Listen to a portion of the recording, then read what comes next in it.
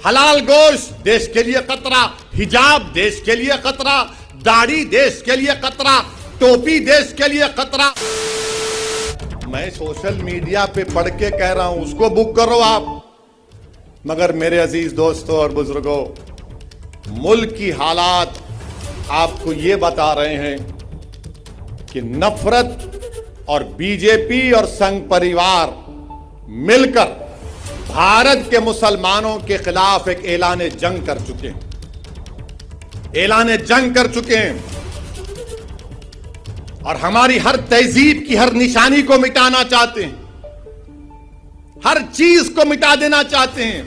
हलाल गोश्त देश के लिए खतरा, हिजाब देश के लिए खतरा, दाढ़ी देश के लिए खतरा, टोपी देश के लिए खतरा, मस्जिदें देश के लिए खतरा, मस्जिद की मीनारें देश के लिए खतरा, मस्जिद की अज़ान की आवाज देश के लिए खतरा, सब चीज खतरा है देश के लिए। और इस बात में आप देख लो, जब ये बातें हो रही हैं तो क्या कांग्रेस कुछ बोलती, क्या राष्ट्रवादी कुछ बोलती है, क्या शिवसेना कुछ बोलती है, क्या समाजवादी कुछ बोलती है, क्या आम आदमी पार्टी कुछ बोलती है? कोई अपने आप को सेकुलर पार्टी बोलने वाले कुछ नहीं बोलेंगे।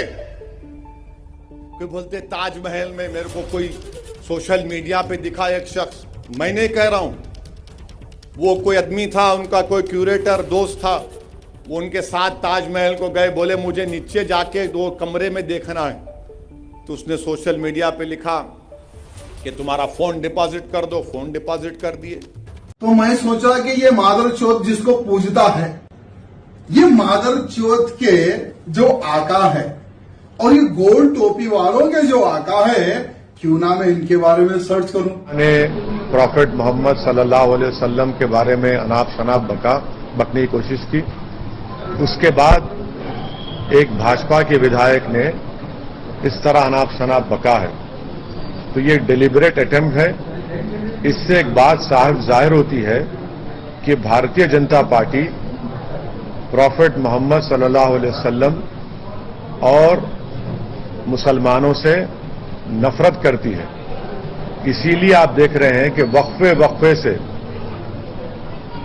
मुसलमानों को तकलीफ पहुंचाने के लिए, मुसलमानों को इश्तियाल दिलाने के लिए, प्रोवोक करने के लिए, और इससे हटकर भाजपा अपनी साफ नफरत प्रॉफेट मोहम्मद सल्लल्लाहु अलैहि वसल्लम और भारत के मुसलमानों के ताल्लुक से ये दिखा रही है। मैं ये पूछना चाह रहा हूं कि भाजपा आखिर ऐसा क्यों कर रही है? आपने नुपुर शर्मा पर माफी मांगी थी उनके स्टेटमेंट पर, अब उसके बावजूद भी फिर आज हैदराबाद में भाजपा के जो एक विधायक है, उन्होंने मुसलमानों को प्रोवोक करने के लिए और प्रॉफेट मोहम्मद सल्लल्लाहु अलैहि वसल्लम की शान में उन्होंने बेइज्जती करने की कोशिश की। बीजेपी नेता टी राजा ने मोहम्मद पैगंबर का किया अपमान। क्या तेलंगाना में हिंदू मुसलमान टकराव की हो रही है तैयारी? नुपुर शर्मा के बाद टी राजा के बिगड़े बोल। टी राजा सिंह, बीजेपी विधायक टी राजा सिंह अक्सर अपने बिगड़े बोल को लेकर सुर्खियों में रहते हैं, लेकिन इस बार तो टी राजा ने सभी हदें पार कर दी। इस बार टी राजा ने पैगंबर मोहम्मद का अपमान किया। अभी नुपुर शर्मा के विवादित बयान पर आग ठंडी भी नहीं हुई थी कि टी राजा ने फिर से इस आग में घी डालने का काम किया है। टी राजा के मोहम्मद पैगंबर पर दिए बयान पर देश में उबाल। विवादित बयान के बाद बीजेपी एमएलए टी राजा गिरफ्तार। मामले के तूल पकड़ने पर बीजेपी ने टी राजा को किया सस्पेंड। तो कौन है तेलंगाना से बीजेपी विधायक टी राजा जिन्हें गिरफ्तार कर लिया गया है? ठाकुर राजा सिंह तेलुगु देशम पार्टी के सदस्य थे। टी राजा बाद में बीजेपी में शामिल हो गए और अब बीजेपी तेलंगाना में पार्टी विहिप हैं। 24 के दिन राशिद खान गोशा महल में दाखिल हो जाएगा। फिर लॉ एंड ऑर्डर को तोड़ने के लिए मैं तैयार हूं और मैं तैयार रहूंगा वो दिन भी। अगर से लॉ एंड ऑर्डर टूटेगा तो इसका जिम्मेदार मैं नहीं, क्योंकि राजा सिंह हर वक्त हमारे हुजूर सल्लल्लाहु अलैहि वसल्लम की शान में गुस्ताखी करते आया हुआ है। ये बंदा गुस्ताखे रसूल है, गुस्ताखे इस्लाम है।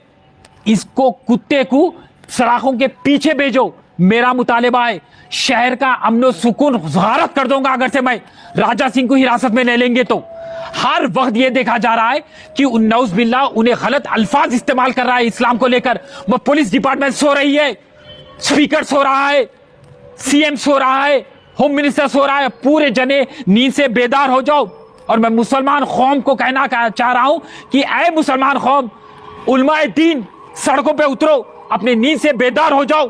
फिर राजा सिंह हमारे हुजूर सल्लल्लाहु अलैहि वसल्लम की शान में गुस्ताखी कर रहा है और हम खामोश बैठ के तमाशा देख रहे हैं। नहीं, तमाशा हम नहीं देखने वाले, अब हम सड़कों पे उतरेंगे। और अल्लाह की कसम मैं बोल रहा हूं, अगर से 23 के दिन उसको अरेस्ट नहीं करेंगे राजा सिंह को, 24 के दिन मैं राशिद खान गोशा महल को अंगार में बदल दूंगा। मैं गोशा महल में दाखिल हो जाऊंगा और मैं किसी की नहीं सुनूंगा।